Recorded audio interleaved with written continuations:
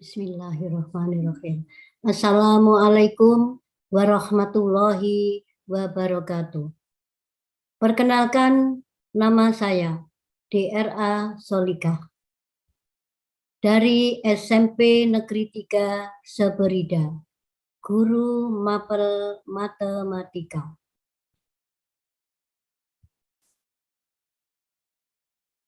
Saya akan menjelaskan aksi nyata yang berkaitan dengan Merdeka Belajar.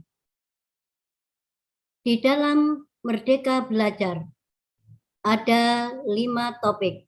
Pertama, mengenali dan memahami diri sebagai pendidik. Kedua, mendidik dan mengajar. Ketiga, mendampingi murid dengan utuh dan menyeluruh. Keempat, mendidik dan melatih kecerdasan budi pekerti. Kelima, pendidikan yang mengantarkan keselamatan dan kebahagiaan. Berikutnya, pertama, mengenali dan memahami diri sebagai pendidik.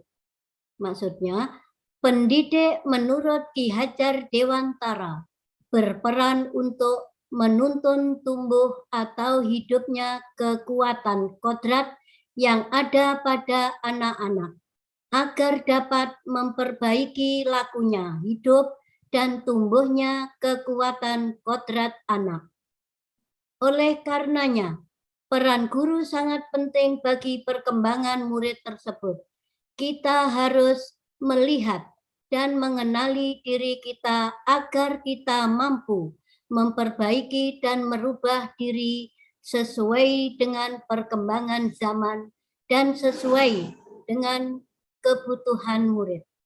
Sehingga kita dapat membekali murid dengan pengetahuan, keterampilan, dan sikap untuk terus belajar.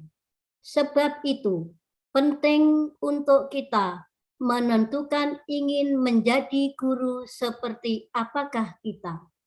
Apakah guru yang menasihati atau guru yang memiliki 4 tinggi guru yang kreatif atau lain sebagainya. Kemudian topik berikutnya, mendidik dan mengajar. Pertama, kita akan memahami terlebih dahulu pengertian kata pendidikan dan pengajaran. Pengajaran adalah suatu cara menyampaikan ilmu atau manfaat bagi kehidupan anak-anak secara lahir maupun batin. Sementara pendidikan adalah tempat menaburkan benih-benih kebudayaan yang hidup dalam masyarakat sekaligus sebagai instrumen tumbuhnya unsur peradaban agar kebudayaan yang kita wariskan kepada anak cucu kita di masa depan. Seorang pendidik perlu memberikan sebuah pengajaran serta didikan, sehingga murid tersebut menjadi manusia seutuhnya, yakni pendidik tersebut tidak hanya mengajarkan pada kekuatan kognitif, tetapi juga kekuatan batin, yaitu dalam bidang sosial, emosi, empati, dan lain sebagainya. Kemudian topik berikutnya, mendampingi murid dengan utuh dan menyeluruh. Maksudnya, sebagai pendidik, kita harus menuntun tumbuh atau hidupnya kekuatan kodrat. Kodrat keadaan merupakan bagian yang tidak terpisahkan dari dasar pendidikan murid. Kodrat keadaan terbagi menjadi 2, yaitu kodrat alam dan kodrat zaman. Kodrat alam adalah dasar pendidikan murid yang berkaitan dengan sifat dan bentuk lingkungan di mana mereka berada. Sementara kodrat zaman ialah bagian dari dasar pendidikan murid yang berhubungan dengan isi dan irama yang bergerak dinamis sesuai dengan perkembangan zaman. Sehingga sebagai pendidik, kita harus mampu menuntun murid untuk mencapai kekuatan sesuai dengan alam dan zaman, menggunakan asas trikon, yaitu kontinu. Di dalam kontinu, di situ ada perencanaan, pengembangan secara berkesinambungan menyatu dengan alam dan peradaban. Kemudian konvergen, artinya menuntun murid untuk berpikiran terbuka terhadap sumber praktek dari negara lain. Dan konsentris, maksudnya menonton murid untuk menjadikan kepribadian karakter dan budaya kita sendiri sebagai pusatnya. Topik berikutnya. Pendidikan yang mengantarkan keselamatan dan kebahagiaan. Maksudnya, salah satu asas pendidikan nasional kita adalah untuk melatih dan mendidik kecerdasan budi pekerti murid. Tujuan dari menumbuhkan budi pekerti adalah agar setiap murid dapat menjadi manusia atau individu yang merdeka, berakal budi yang menentukan keberadaan dan jati dirinya.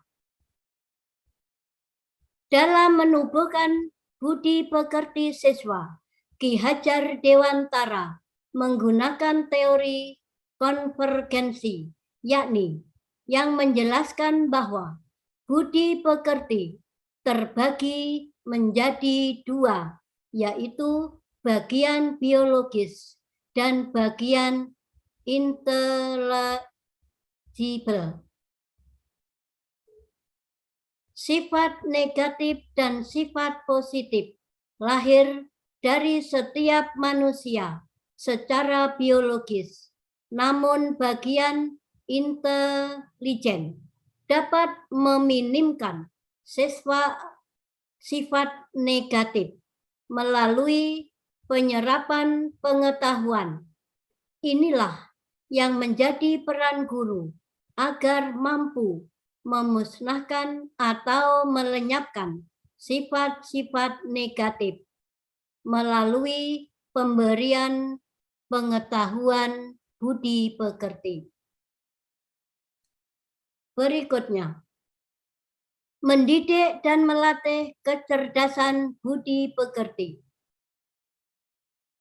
Dalam metode pendidikan, Ki Hajar Dewantara menggunakan sistem sebagai suatu proses pembelajaran yang bermakna, bahwa di depan memberikan teladan, di tengah membangun kehendak, di belakang memberi dorongan.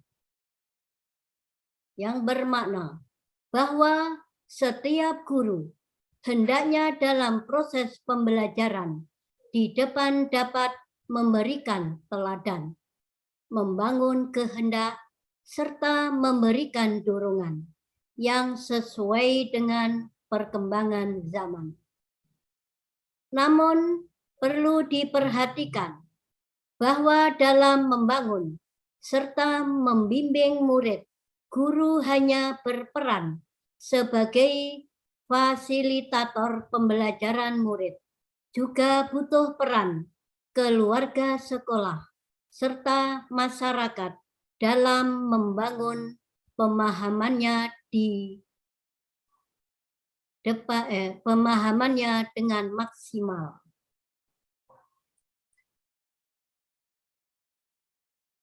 Terima kasih atas penjelasan aksi nyata saya, dan saya berharap mudah-mudahan Bapak Ibu Guru memberi umpan balik di link ini.